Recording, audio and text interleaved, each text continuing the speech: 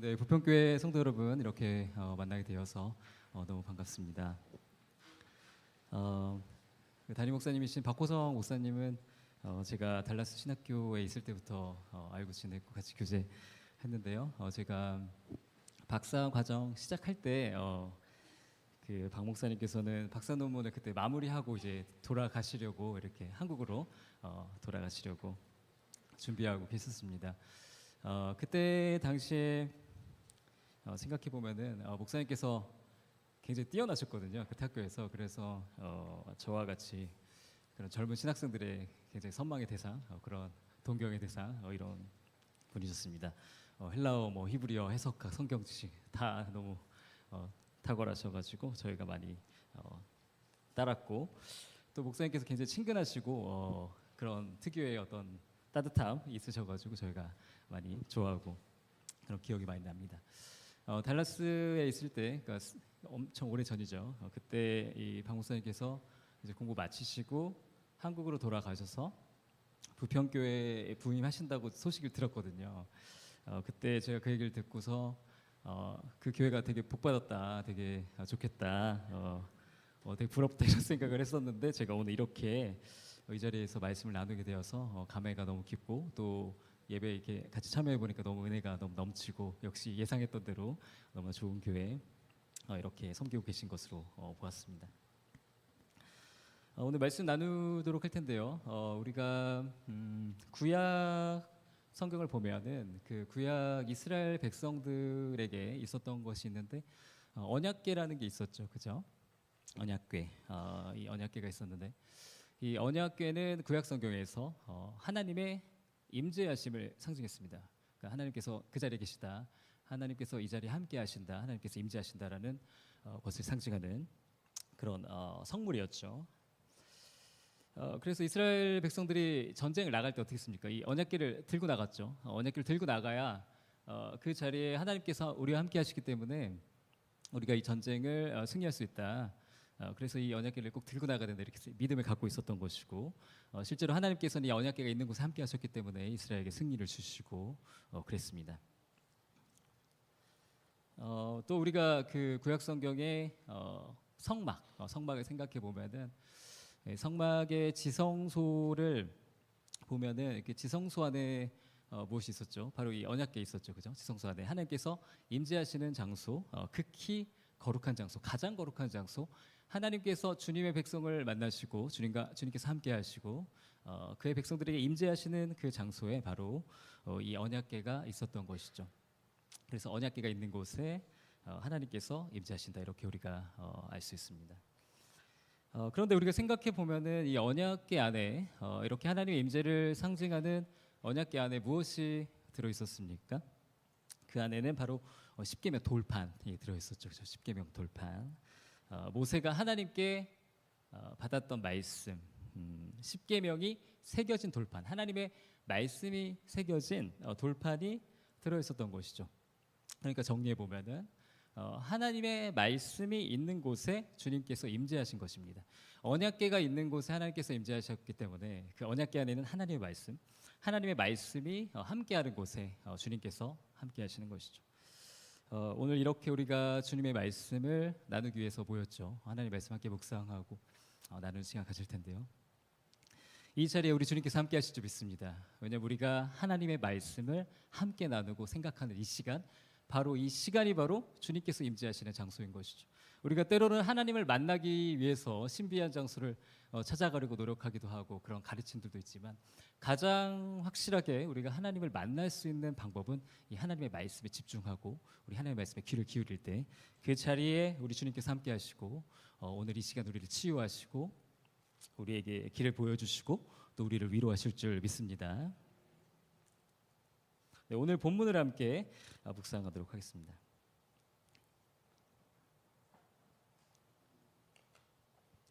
우리 함께 사무엘상 말씀 읽었는데요. 이 하나님의 말씀, 사무엘상 1장 1절 말씀은 이스라엘의 마지막 사사 사무엘에 대해서 기록하고 있습니다. 사무엘의 탄생 배경에 대해서, 사무엘이 어떻게 태어나게 됐는지에 대해서 이야기하고 있죠. 이 사무엘은 이스라엘의 역사에서 굉장히 중요한 인물입니다.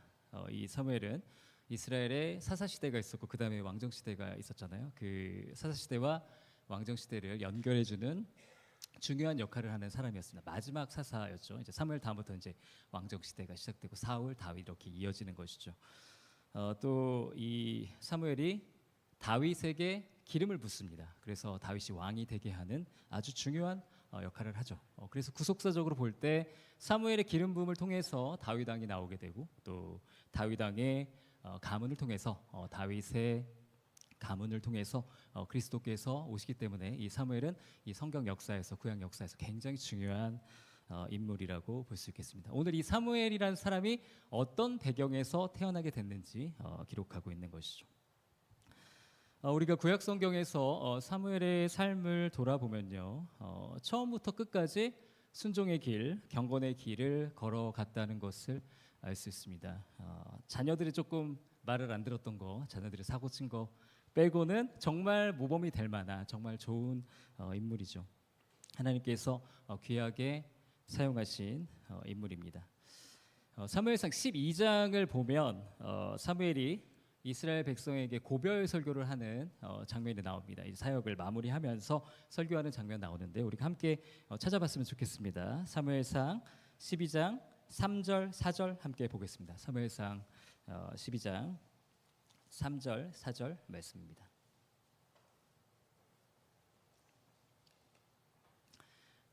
사무엘상 12장 3절 4절 말씀. 네, 다 같이 읽겠습니다. 시작. 내가 여기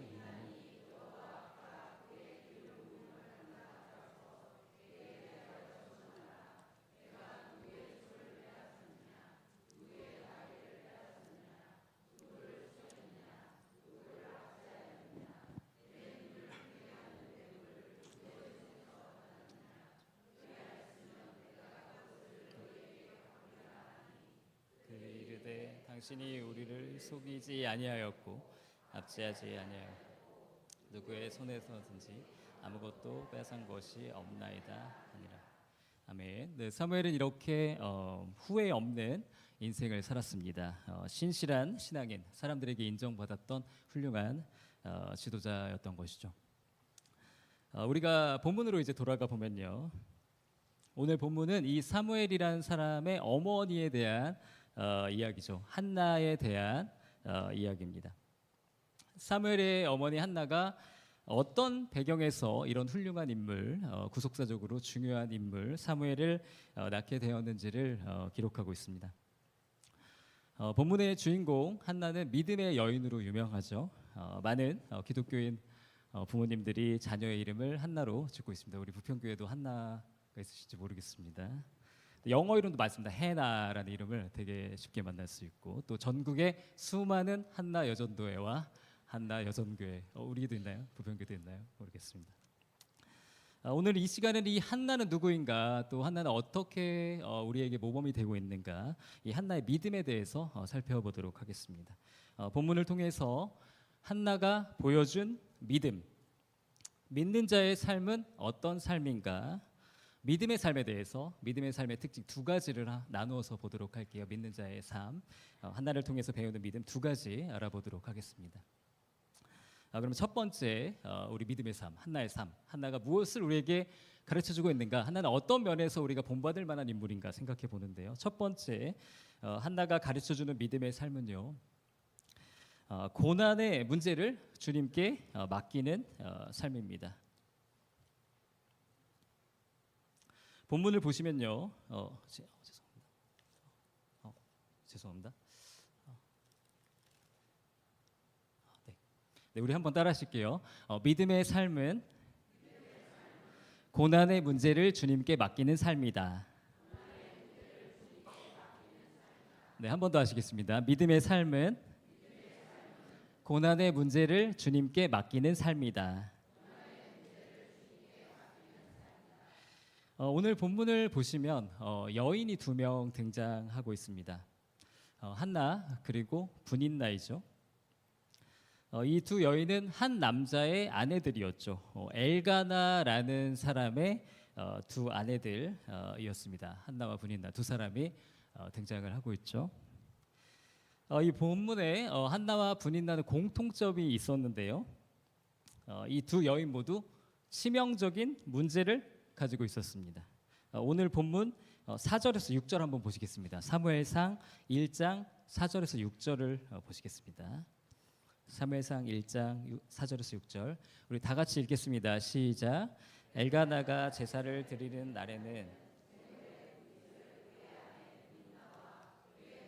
자녀에게 주고 한나에게는 갑절을 주니 그가 사랑함이라.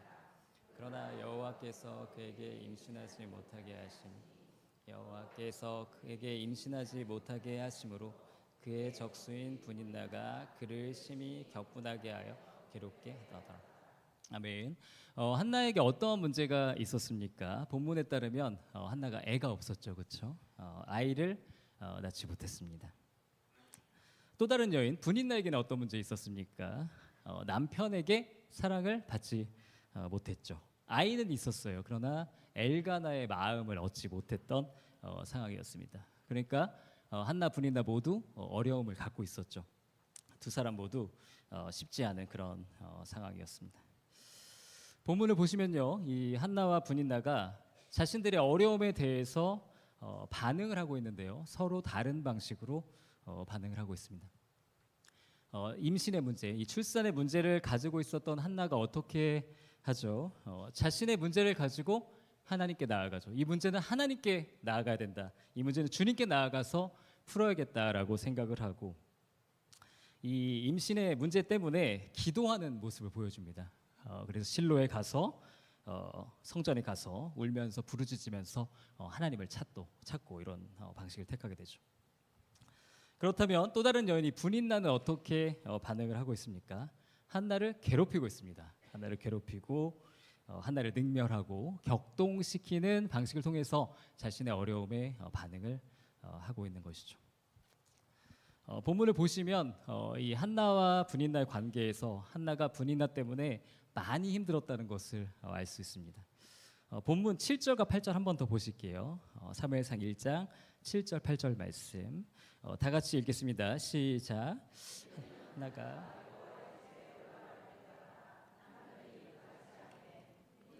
그를 격동시키므로 그가 울고 먹지 아니하. 그의 남편 엘가나가 그에게 이르되 한나여 어찌하여 울며 어찌하여 먹지 아니하며 그대의 마음에 슬픈 내가 그대에게 열 아들보다 낫지 아니하니라. 네, 한나는 굉장히 많이 시달렸습니다. 분인나 때문에 먹지도 못했어요. 울면서 먹지도 못하고 입맛도 없고 굉장히 힘든 그런 상황을 맞이했습니다. 자신을 아껴주는 남편도 있었습니다. 남편이 위로를 해줬지만 그 슬픔을 이겨내지 못하게 되죠. 여러분 생각해 보면요, 이 한나가 이렇게 깊은 슬픔에 빠진 것, 이렇게 큰 어려움 속에 빠지고 절망스럽고 막 소화도 안 되고 힘들고 이런 삶을 살게 된 것은 그녀의 삶이 정말 총체적으로 전부 다 망가졌기 때문에, 다 엉망이기 때문에 그랬던 것은 아니었죠, 그렇죠? 좋은 것도 있었습니다. 남편이 잘해주는 거 굉장히 크잖아요. 이런 게 좋은 게 있었지만 한나를 괴롭혔던 정말 한 가지 문제, 고질적인 하나의 문제, 정말 그 문제가 그녀를 절망하게 한 것이죠. 그 문제 때문에 무너지게 된 것입니다. 저와 여러분의 삶에도 이런 문제가 찾아올 때가 있습니다. 정말 이거를 생각하면은 잠이 안 오기도 하고 또 막 맛있게 어떤 거를 먹다가도 막 씁쓸해져요. 막 맛이 없어지기도 하고 그런 문제 우리에게 찾아올 수 있습니다. 정말 도대체 이 문제가 나에게 왜 찾아왔을까? 하나님은 왜 나에게 이런 문제를 허락하셨을까? 너무 나를 슬프게 하는 이런 문제, 또는 정말 고질적으로 나한테 항상 괴롭히는 이런 문제가 나에게 있을 수 있는 것입니다. 어떤 사람에게는 그 문제가 육체적인 어떤 신체적인 질병, 육신의 질병일 수 있죠. 늘 찾아와서 참 나를 너무나 괴롭게 하는 이런 어려움 있을 수 있고, 어떤 이들에게는 재정적인 문제일 수 있습니다. 재정적으로 너무 힘들고 그런 부분들, 또 어떤 분들은 가정의 문제, 또는 어떤 분들은 관계적으로 정말 풀리지 않는 이런 문제가 한나처럼 우리를 힘들게 하는 것이죠. 본문에서 한나는요, 이 문제를 만났을 때 어떻게 합니까? 하나님을 찾습니다. 주님의 응답을 구하죠. 그렇게 기도의 자리로 나아갔을 때 한나가 마음의 평안을 얻게 되고요. 또 사무엘이라는 선물을 받게 되고 형통함을 누리게 된다. 이런 식의 스토리가 있습니다.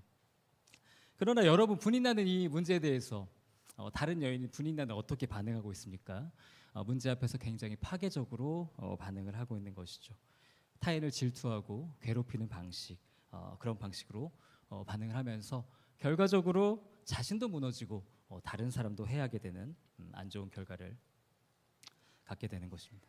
사랑하는 여러분, 한나와 브닌나가 그랬던 것처럼 저와 여러분도 이런 문제를 만났을 때, 우리 인생에서 이런 문제들을 만나게 되는데, 그런 어려움 속에서 문제 앞에서 항상 선택의 기로에 놓이게 되는 것입니다. 내가 만난 이 문제, 내가 만난 이 어려움을 가지고 내가 이 시간 주님께 나아갈 것인가, 이걸 가지고 하나님을 찾을 것인가, 아니면 이 문제 때문에 하나님과 멀어지고 하나님을 원망하고 주변 사람들을 괴롭히고 분노하고 안 좋은 방향으로, 죄악을 향하는 방향으로 나아갈 것인가, 우리가 선택을 하게 되는 것입니다.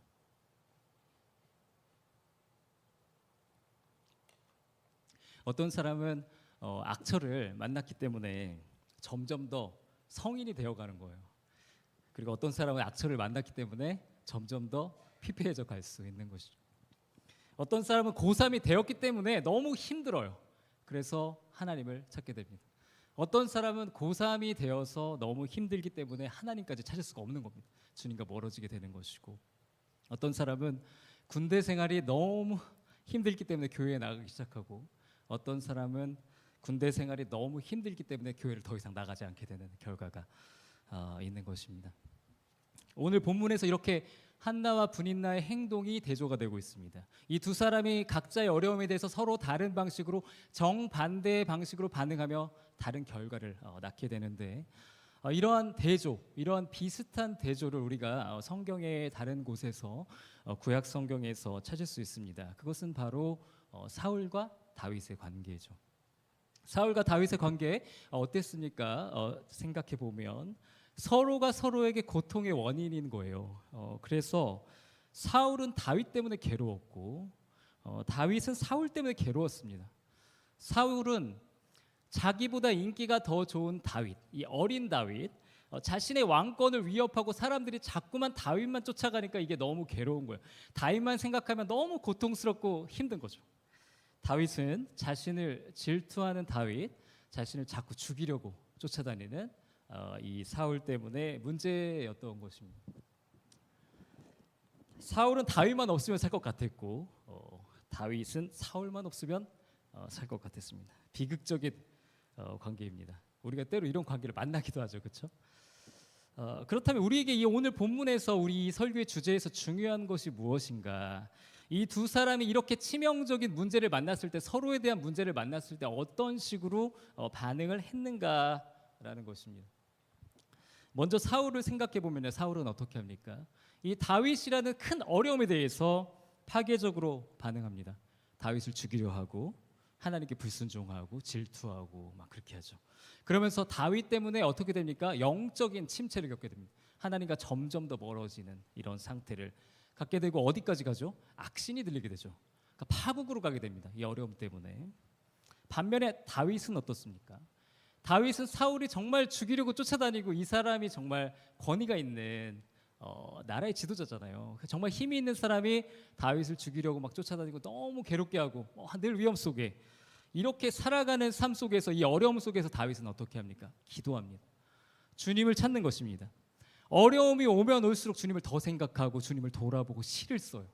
그러면서 막 시편의 글들을 남기고 주님을 찾고 주님을 발견하고 하나님의 임재를 구하고 주님의 도우심을 구하며, 다윗은 어려움이 오면 올수록 더 깊은 묵상, 더 주님을 향한 마음, 주님을 향한 마음으로 나아가게 되는 것이죠. 그래서 생각해 보면 다윗은 사울이 없었으면 안 되는 상황이 되었습니다. 사울이라는 어려움 때문에 하나님을 만나게 된 것이고, 사울이라는 어려움 때문에 주님이 누구신지를 배우게 됐고, 이전에는 절대 누릴 수가 없었던, 사울을 만나지 않았다면, 사울이라는 이 어려움이 없었다면 절대로 경험해보지 못했던 하나님과의 깊은 관계, 하나님의 그 성품, 하나님의 그 사랑을 다윗이 경험할 수 있었으며 또한 사역적으로도 인격적으로 성장할 수 있게 되어서 하나님께 쓰임 받을 수 있게 되는 이스라엘의 왕으로서 준비될 수 있는 좋은 계기, 그런 축복의 길이 열려지게 되는 것입니다. 그러므로 우리가 다윗을 생각해 보면 이 다윗에게 있어서 고통, 다윗에게 있어서 이 어려움, 이 문제라는 것은 그 깊이가 깊어져 갈수록, 깊으면 깊을수록, 어려우면 어려울수록 이 사람을 성숙하게 하는 것입니다. 이 문제가 이 사람을 힘들게 하면 할수록 다윗은 점점 더 강해지는 그런 결과가 나오게 된 것입니다. 우리가 만약에 사울과 다윗에게 인터뷰를 이제 하는 거예요. 그러면은 사울에게 왜 그렇게 된 거냐고, 이게 왜 그렇게 실패했습니까? 당신은 왜 하나님과 멀어지게 되고 이렇게 망가지게 되었습니까? 묻는다면요, 사울은 이렇게 말할 것입니다. 다윗 때문에 그랬습니다. 정말 너무 힘들었어. 당신도 나 같은 사람이면은 그럴 수밖에 없을 거예요. 이렇게 어려운 상황에서 내가 어떻게 하나님까지 생각해요? 너무 힘들어서 나는 하나님까지 돌볼 그런 신앙적인까지 생각할 수 안 됐습니다. 이렇게 말하는 것이죠. 반대로 다윗에게 우리 인터뷰하면서 다윗은 어떻게 하나님을 만났습니까? 당신의 인생은 왜 형통했습니까? 당신의 인생은 왜 주님의 계획대로 주님의 뜻을 이뤄가는 삶을 살고 그렇게 주님과 친밀한 관계를 누릴 수 있었습니까? 말한다면 다윗은 사울 때문에 그렇습니다. 정말 너무 힘들었어요. 그럴 수밖에 없었습니다. 당신도 나 같은 상황이라면 하나님을 찾지 않고는 견딜 수가 없는 이 상황이었기 때문에 나는 하나님을 붙들었습니다. 그게 유일한 길이었습니다. 대답하는 것입니다. 사랑하는 여러분, 오늘 이 믿음의 교훈을 우리가 새기기를 원하는데, 사울은 문제가 있었기 때문에 실패하고 다윗은 문제가 없었기 때문에 성공한 것이 아니라는 것이죠. 두 사람의 차이는요, 문제를 대하는 태도의 차이였다는 것입니다. 한번 따라하실게요. 문제가 아니라 문제에 대한 나의 태도가 문제이다.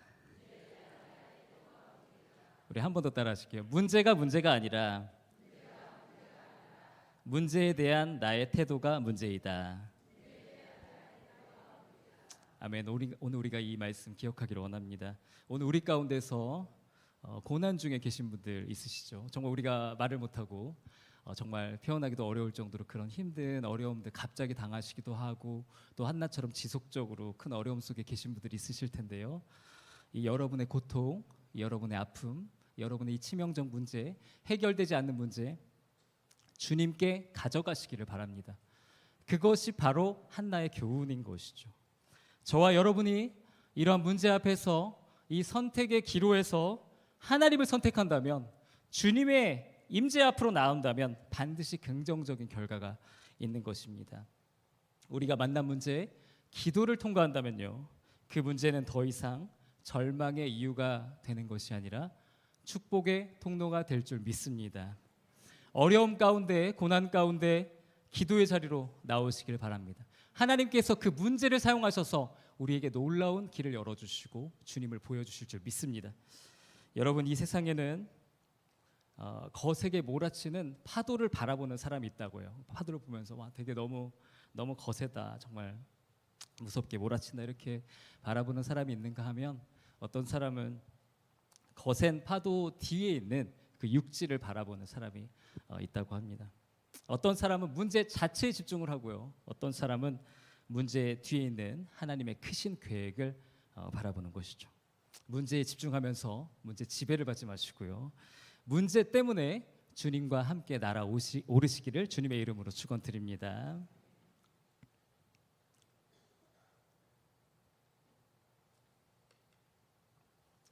네, 지금까지 저희가 첫 번째 한나의 교훈입니다. 한나의 믿음. 한나를 통해서 배우는 믿음의 삶 첫 번째 배우게 되었는데요. 그것은 정리하면 믿음의 삶은 고난을 주님께 맡기는 삶이다.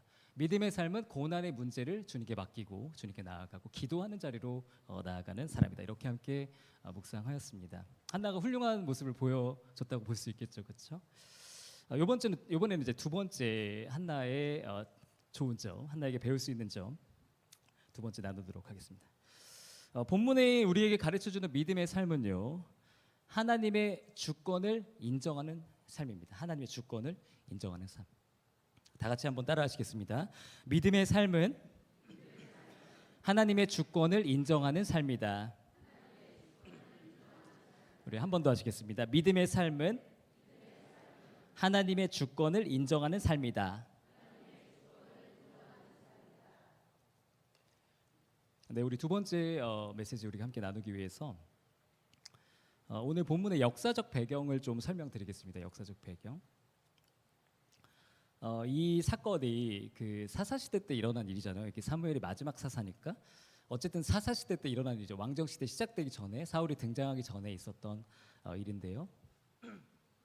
여러분 사사 시대는 어떤 시대입니까? 사사 시대는 암흑기였습니다. 이스라엘 역사의 암흑기, 안 좋은 시기였죠. 사람들이 하나님을 배반하고 영적으로 타락했던 그런 때였습니다. 이스라엘 사람들이 주님을 섬기지 않고 여러 신들을 막 겸해서 다른 신들을 많이 섬기고 또 우상 숭배가 만연했던 이스라엘 역사의 굉장히 안 좋은 시기, 암흑기라고 불리는 그런 사사시대라는 걸 우리가 생각을 할 수 있어요. 그러니까 이런 사사시대 상황에서 한나가 기도를 한 것이고 사무엘을 낳게 됐다, 이렇게 이해하시면 되겠습니다.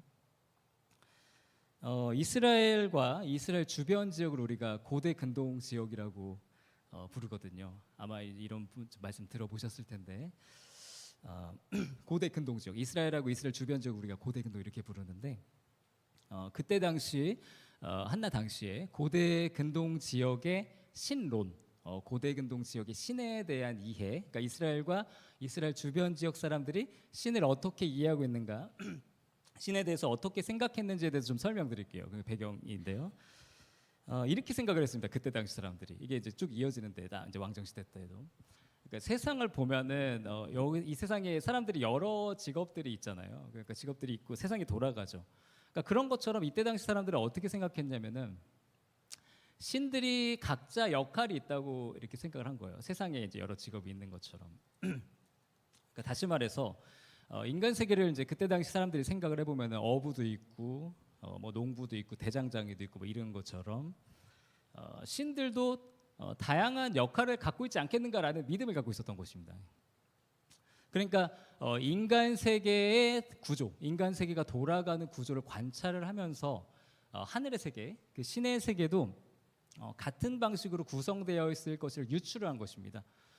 이게 그때 당시 사람들에게는 굉장히 논리적인 방식이었는데 예를 들어서 그때 당시 사람들이 바다를 주관하는 신 따로 있다고 생각했고 또 날씨를 주관하는 신 따로 있고 뭐 불신, 태양신, 뭐 지역적으로 다 지역마다 신들이 있고 수호신 있고 이런 식으로 각자 신들이 역할을 하고 이 세상이 움직이고 있다. 마치 인간 세계의 여러 직업들이 세상을 움직이고 있는 것처럼 여러 신들이 세상을 움직이고 있다고 생각을 한 것이에요. 그러니까 다른 말로 한다면은 신마다 전문 분야가 있다고 생각을 한 거죠. 전문 신들이 다 있는 거예요. 저와 여러분은 지금 유일신론이나 무신론 시대에 살고 있어요. 그러니까 어떤 사람들은 유일신론을 믿거나 하나의 신을 믿거나 아니면 무신론이거든요. 거의 다.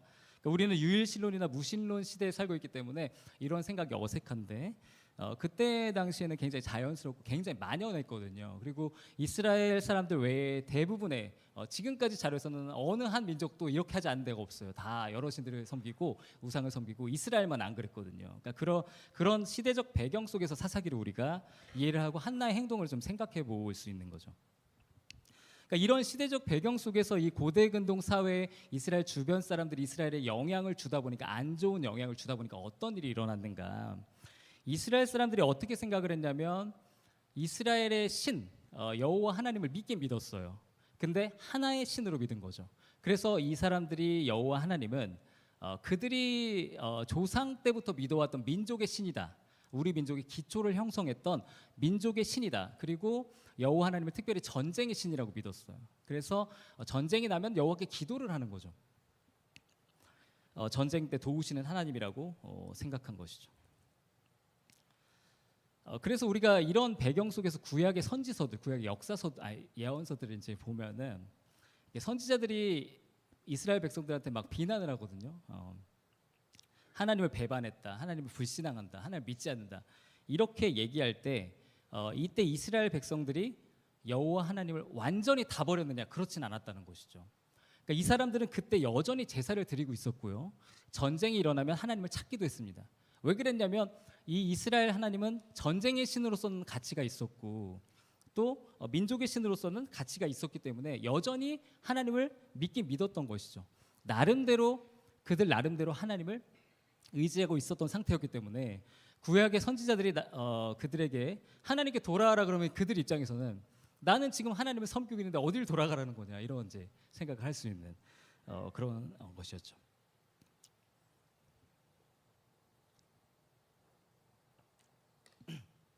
그러나 그때 당시에 그들의 문제는요, 하나님 한 분만을 섬기지 않은 것이 문제였습니다. 하나님의 능력이 제한된다고 느끼는 것이 문제였다는 것이죠. 하나님과 다른 신들을 겸하여 섬기기 때문에 돌아오라고 얘기를 한 것입니다. 다신주의에서 이제 벗어나라. 여러 신들을 섬기는 것에서 벗어나서 유일신 신앙을 가져야 된다. 하나님 한 분만을 섬겨야 된다. 그것이 하나님의 뜻이다라고 선지자들이 끊임없이 외쳤던 것입니다. 지금까지 이제 그런 오늘 본문의 배경을 이렇게 좀 설명을 드렸는데요. 그러면 이제 우리가 이제 오늘 본문으로 한번 돌아가 보도록 할게요.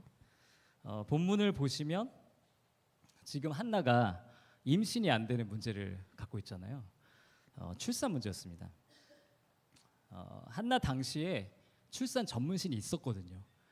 그 전문신은 바알 신이었습니다. 이 바알 신이 사사시대 때 자주 나오고 유명하죠, 그죠? 인기가 되게 많았는데 이 바알 신의 전문 분야들이 있었거든요. 바알 신은 다산, 풍요, 날씨 쪽에 전문이에요. 그러니까 이런 거 잘하는 거예요, 바알이. 그러니까 그때 당시 사람들이 다산의 신, 풍요의 신, 날씨의 신. 그래서 출산, 풍요, 날씨 담당 바알로 이렇게 생각하던 시대. 그런 시대에서 한나가 이런 행동을 한 것입니다. 그러니까 이러한 사회적 배경에서 한나의 행동을 우리가 생각해 보면요, 한나의 행동은 당시의 대세를 따르지 않는 행동이었고요. 한나가 지금 본문을 보면 어떤 선택을 합니까? 지금 임신이 안 되는 문제에 대해서 바알을 찾지 않고 여호와 하나님을 찾고 있습니다. 그때 당시의 사회적 배경에서는 굉장히 믿음의 행동이었다는 것이죠. 한나의 믿음이었습니다. 한나에게 여호와 하나님은요, 사람들이 그렇게 생각하는 것처럼 전쟁의 신에 불과하지 않았습니다. 전쟁 때만 도우시는 그런 하나님이 아니었다는 것이죠. 또 민족의 신도 아니었습니다. 한나에게 하나님은 누구였습니까? 주권자 하나님이었습니다. 모든 것을 다스리시며 전능하신 하나님이며 내 인생의 모든 영역을 전쟁과 민족신뿐만 아니라 내 인생의 모든 일들을 책임질 수 있는 절대자 하나님, 전능하신 하나님, 내 삶의 모든 걸 맡겨도 되는, 내 삶의 가장 큰 문제, 가장 중차대한 이 문제를 맡겨도 되는 살아계신 주님, 모든 것을 해결하실 수 있는 주님이라고 믿었기 때문에 기도의 자리로 나오게 된 것입니다. 여러분 생각해 보면요, 한나가 이런 출산의 문제를 가지고 여호와 하나님을 막 찾았을 때 그녀의 이제 주변 사람들은 그걸 되게 의아하게 생각을 했겠죠, 그죠? 왜 여호와를 찾지? 출산 전문신 따로 있는데 말했을 것입니다. 요즘으로 말한다면 약은 약사에게, 진료는 의사에게라는 말도 있는데 저 여자 왜 저 여자 너무 광신적인 거 아니야? 너무 지나친 거 아니지? 너무 신앙적인 거. 저걸 어떻게 하나님을 찾지? 저런 건 그렇게 한 게 아닌데 대부분 안 그러는데 이렇게 얘기할 수 있었던 것이죠. 그러나 여러분 본문의 한나는요, 확고한 믿음을 갖고 있었습니다. 어떤 믿음입니까? 여호와 하나님의 능력은 절대로 제한되지 않는다라는 것입니다. 여호와 하나님의 능력은 내 삶의 모든 영역에서 역사할 수 있다는 믿음. 하나님께서는 모든 것을 하실 수 있다는 믿음의 고백을 가지고 있었던 것입니다. 다 함께 사무엘상 2장 2절 말씀을 한번 보시겠습니다. 우리 다음 장이죠. 사무엘상 2장 2절 말씀입니다. 사무엘상 2장 2절, 이 한나의 고백인데요. 네, 사무엘상 2장 2절 다 같이 읽겠습니다. 시작. 여호와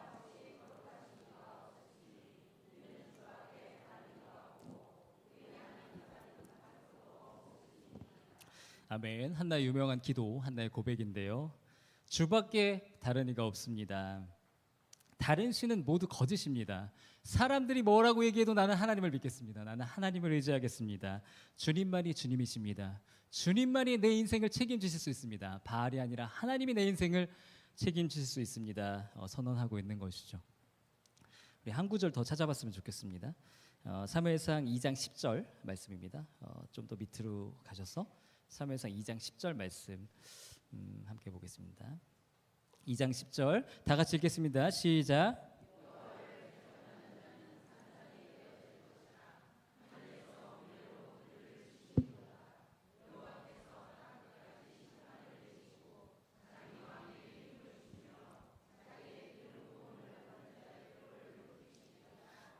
아멘. 믿음의 여인 한나의 또 다른 고백인데요. 이 본문 2장 10절을 잘 보시면요, 한나가 지금 여호와의 능력에 대해서 얘기를 하고 있습니다. 어떻게 얘기합니까?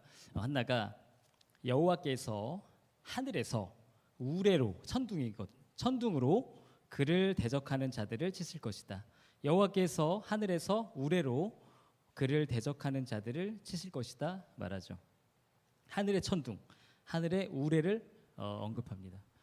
여러분, 이 표현은요 특별한 의미를 갖는데요.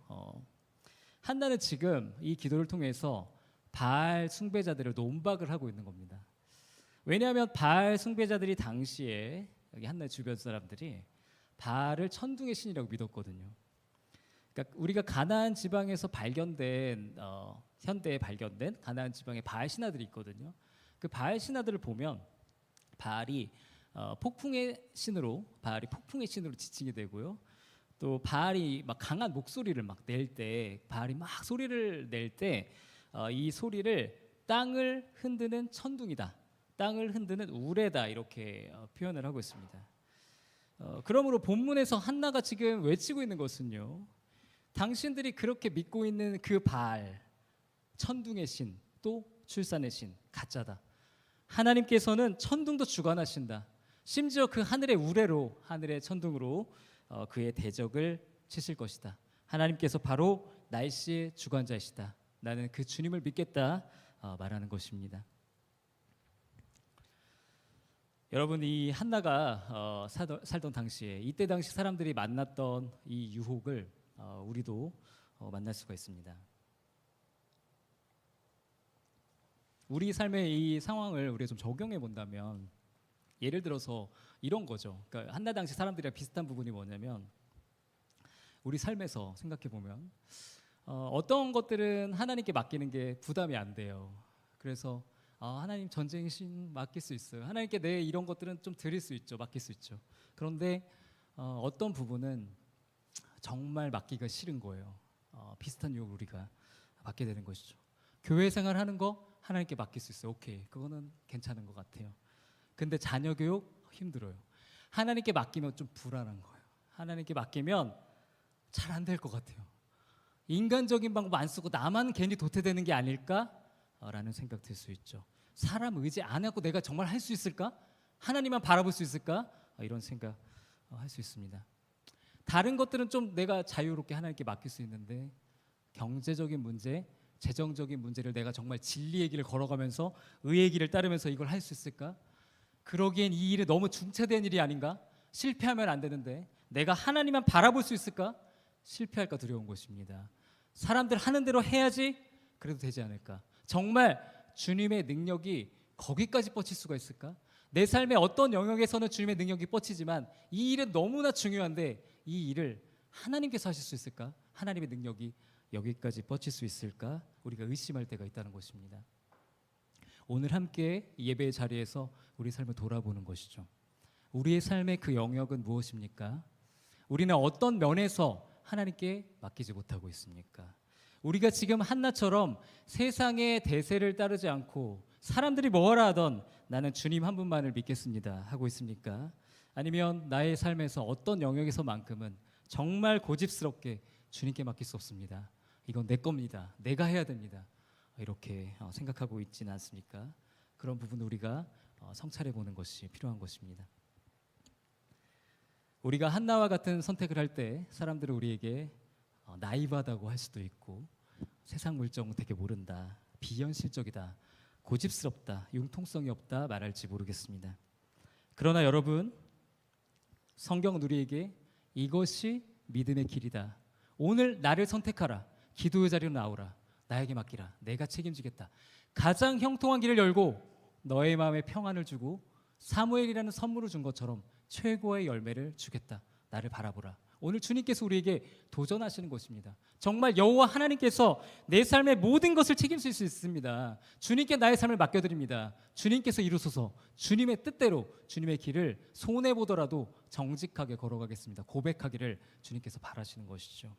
오늘 주님께서 우리의 삶의 모든 일을 책임지실 수 있다고 이 말씀을 통해서 우리에게, 저와 여러분에게, 한 사람 한 사람에게 각자의 삶의 자리에서 말씀하고 있는 것입니다. 이 삶이 적용되기를 바라시는 것이죠.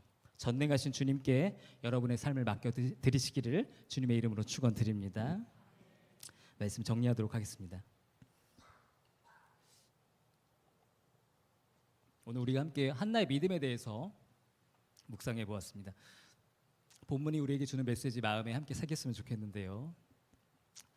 여러분의 치명적인 문제, 고질적인 문제, 정말 이야기도 꺼내고 싶지 않은 정말 어려운 그런 시련들, 그런 고통들, 이 시간 하나님께로 가져가시기를 바랍니다. 한나를 외면하지 않으신 주님께서 여러분에게 응답하실 줄 믿습니다. 저와 여러분이 기도의 자리로 나아간다면 우리가 당하고 있는 이 어려움의 시간, 이 고통의 시간, 이 눈물의 시간은 주님의 살아계심을 체험하는 시간, 반전의 계기, 신령한 기쁨, 이전에는 알 수 없었던 하나님의 기쁨을 누릴 수 있는 축복의 시간, 성숙의 기회가 될 줄 믿습니다. 문제 해결자이신 예수님을 바라보시기를 주님의 이름으로 기도합니다. 주님께서 여러분과 함께 하십니다. 여러분, 다윗과 한나가 어떻게 형통함을 누렸습니까? 어떤 면에서 굉장히 단순한 원리에 충실했던 거죠. 위기 온다, 기도한다. 되게 단순한 거예요. 근데 되게 어려운 거죠. 이게. 어려움 왔다, 난 기도한다. 어려움, 힘든 일 생겼다, 짜증난다, 기도한다. 이게 단순하지만 우리의 삶의 성패를 결정한다는 것이죠. 내게 있는 이 크고 작은 어려움이 왔을 때 나는 어떤 원리를 가지고 있는가. 내게 이 문제가 왔을 때 나는 문제 오면 바로 기도한다. 난 주님 찾는다. 난 주님께 답을 구하겠다. 이 자세가 한나와 다윗을 만든 것입니다. 우리가 문제 앞에서 주님을 선택하기를 바랍니다.